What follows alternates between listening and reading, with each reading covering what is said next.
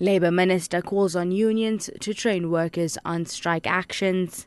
And Constitutional Court to hand down judgment on e-tolling project today.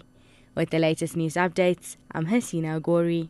Labour Minister Mildred Oliphant has urged both unions and employers to train workers so that incidents like that at the Maracana strikes, where 45 people died, will not happen again. Oliphant says her department will fund such training so that bargaining structures are strengthened. She says workers have the unions to look to for help and do not have to represent themselves. I think what should happen is that, one, the unions must train its members, but also the companies must do so.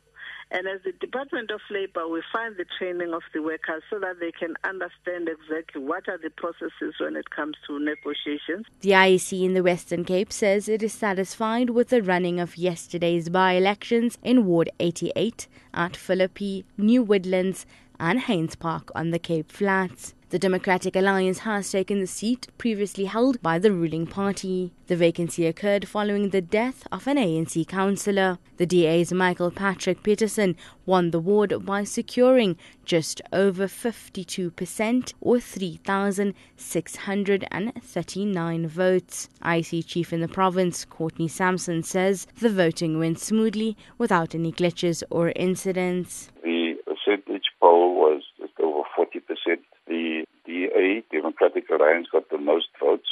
That was followed by the candidate for the African National Congress, and then the candidate of the Community Coalition, and the National Party and the United Democratic Movement.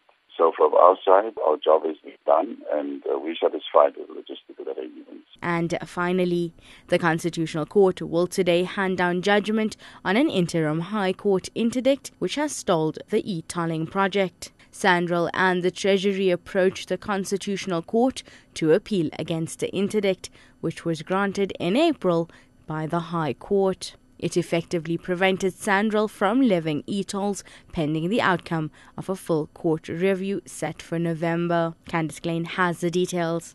The opposition to Urban Tolling Alliance, or OUTA, has defended the interim interdict, saying it simply preserves the status quo. They argue that Sanral is still not ready to begin tolling, a point strongly denied by Sanral and Treasury. Sanral says they are relying on the income from e-tolls to service the massive infrastructure debt from the Gauteng Highway Improvement Project. If they can't pay, says Sanral, the debt falls on government and ultimately taxpayers outside Gauteng. Treasury lawyer Jeremy Gauntlet was arguing in the Constitutional Court. Government ultimately ends up having to rob Peter to pay Paul. Sanral also challenged the reasoning behind the High Court's decision to grant the interim interdict.